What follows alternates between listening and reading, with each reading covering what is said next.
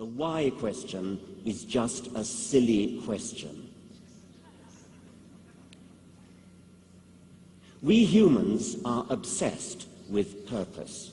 It seems perfectly natural when we're presented with an object to say, what's it for? It starts in childhood. The psychologist Deborah Kellerman has investigated this very interestingly with children, offering them a question like, why do you think these rocks are pointy? Is it because of some geological explanation, geological cause, or is it so that animals could scratch on them when they get itchy? And below a certain age, I think it's about 6, most children answer with the teleological answer with the purpose question. Yes, they're pointy so that animals can scratch on them when they get itchy. Children then mostly grow out of that purposive way of looking at the world, but not apparently everybody. I think the most reprehensible position represented in tonight's debate is Richard Dawkins' claim that why questions are just silly. These are the deepest existential questions that human beings can ask, and to refuse to ask such why questions is to reduce human beings to mere animals, which is, of course, exactly what Professor Dawkins believes. We're just animated chunks of matter in motion. Love, questions of meaning, and so forth are all ultimately just spin-offs of the blind bioevolutionary process. But if God exists, then clearly these are meaningful questions. These are vital questions for the nature of human existence and destiny. The tragedy would be that if God does exist and you miss his purpose for your life because you think these are silly questions and therefore don't need to think about them, would be the ultimate tragedy. Richard Dawkins, please. I think the whole case the other side is putting really comes down to an emotional case rather than a rational one. William Lane Craig seemed to think that it would be so intolerable, so disagreeable that we are doomed to death, that the universe is doomed to death. Somehow playing on the heartstrings, playing on the emotions. It's not nice to think that we're all going to die. It's not nice to think that the universe is going to die a heat death and that everything is going to come to an end. It's not nice to think that everything is meaningless. And therefore, somehow that must prove that there is purpose in the universe, that there is some sort of top-down supervising God. There has been a major shift in the last 2 speeches in this debate. Did you see what it was? We've argued tonight, first of all, that if God does not exist, then the universe has no purpose. Our atheist colleagues admit that. But now what they've been claiming is, but look, we can construct a purpose for our lives, in Richard Dawkins' words, or in Michael Shermer's words, we can develop ways to make us feel better, feeling like we have a purpose.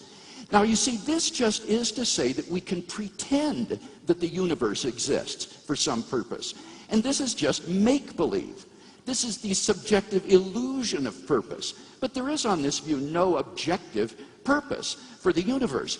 And we, of course, would never deny that you can't develop subjective purposes for your life. The point is, on atheism, they're all illusory. And that's why I agree with Richard Dawkins when he said, at bottom, this is an emotional question rather than a rational one. I wish I had had the courage to say that.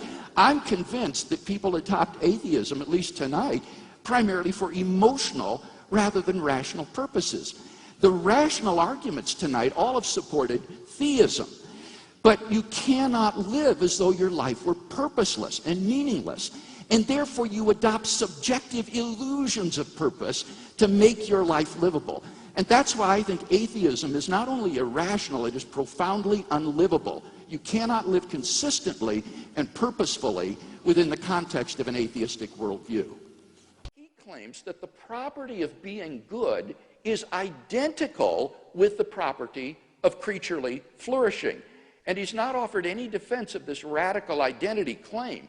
In fact, I think we have a knockdown argument against it. Now, bear with me here. This is a little technical. On the next to last page of his book, Dr. Harris makes the telling admission that if people like rapists, liars, and thieves could be just as happy as good people, then his moral landscape would no longer be a moral landscape. Rather, it would just be a continuum of well-being whose peaks are occupied by good and bad people or evil people alike. Now, what's interesting about this is that earlier in the book, Dr. Harris explained that about 3 million Americans are psychopathic. That is to say, they don't care about the mental states of others. They enjoy inflicting pain on other people. But that implies that there's a possible world which we can conceive in which the continuum of human well-being is not a moral landscape. The peaks of well-being could be occupied by evil people. But that entails that in the actual world, the continuum of well-being and the moral landscape are not identical either. For identity is a necessary relation. There is no possible world in which some entity A is not identical to A. So if there's any possible world in which A is not identical to B, then it follows that A is not in fact identical to B. Now, since it's possible that human well-being and moral goodness are not identical, it follows necessarily that human well-being and goodness are not the same, as Dr. Harris has asserted in his book. Now, it's not often in philosophy that you get a knockdown argument against a position, but I think we've got one here by granting that it's possible that the continuum of well-being is not identical to the moral landscape. Dr. Harris's view becomes logically incoherent. But the cause hasn't got to be God. Well, remember I gave an argument for thinking that this cause is timeless, spaceless, immaterial, enormously powerful, and personal. I think it's a computer. Well, that wouldn't, computers are designed by people. No, this is a self-designing computer. Timeless. Timeless. Well, that's a contradiction in terms. Why is it timeless? What's contradictory about it? A computer has to function, it takes time. No, this is a special computer. Yeah, but it has to be logically coherent. Oh, it's logically coherent? Yes, you have to be logically coherent. Oh, no, this computer is amazing. No, besides, it would have to be, as I said, a personal being. No. A computer is a physical Not this computer. object. Oh, well, then, no. Okay, see, what you're doing is what you're calling a computer is really God. A non-physical,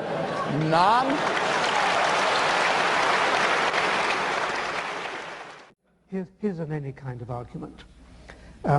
Everything that religion claims a God can do can be accounted for by science. So that's, if you like, the one branch of the argument. So that there is no need, there's no necessity for a God, because science can account for everything. On the other side of the argument is the reasons why people do believe in God. One can understand why people believe in God. It's a sense of being alone. It's a sense of bewilderment. It's a sense of wishing for power over other people. It's the worst of the reasons.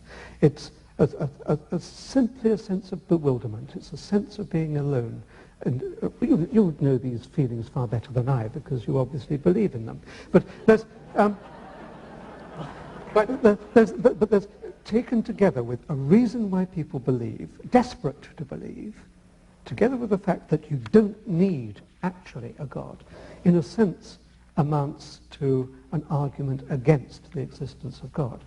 Well, I guess I don't see that. I mean, why doesn't that commit the genetic fallacy of trying to say that by explaining how a belief originates, you thereby show the belief to be false?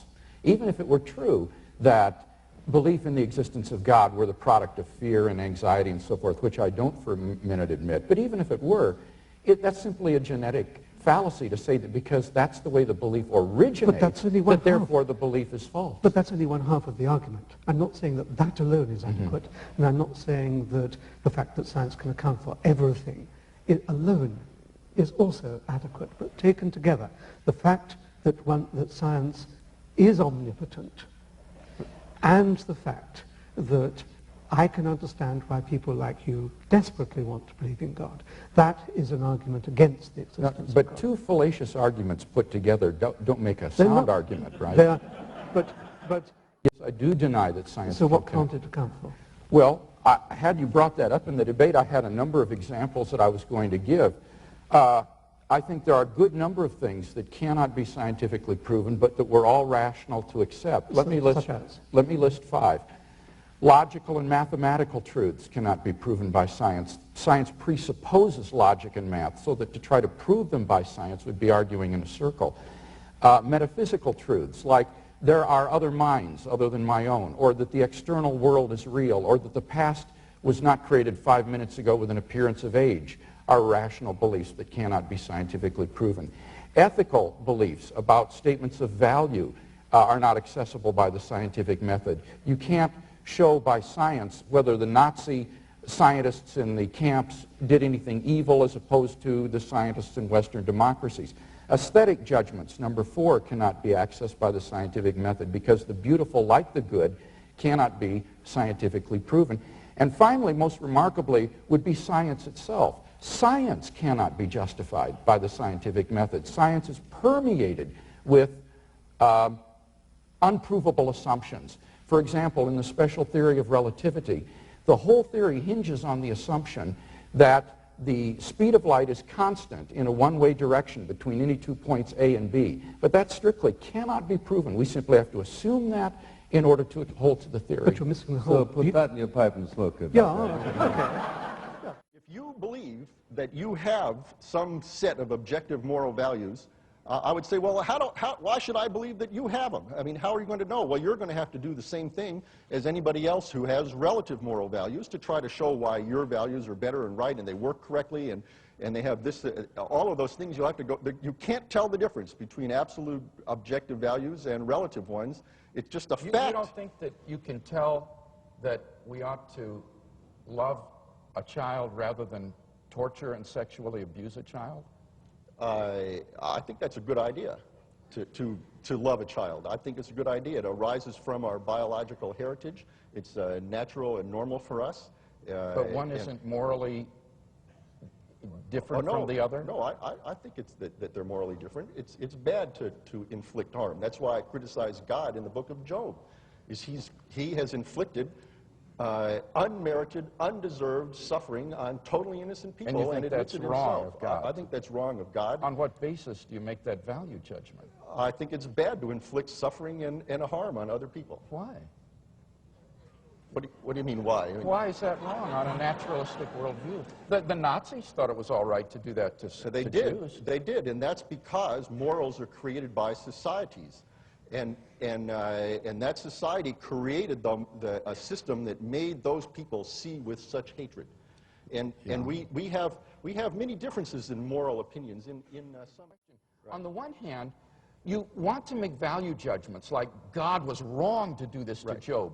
Right. Slavery was abhorrent. We have improved morally over this other culture. Right. The Nazis were wrong. Right. And yet on the other hand, out of the other side of your mouth, you're affirming moral relativism.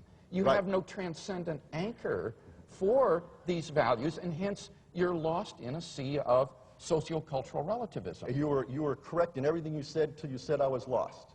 All right. That's why we invited you here. I am. Well, first let me say it's an honor to be here at Notre Dame, and I'm very happy to be debating Dr. Craig, the one Christian apologist who seems to have put the fear of God into many of my fellow atheists. I've actually gotten more than a few emails this week that more or less read, "Brother, please don't blow this." So you will be the judge.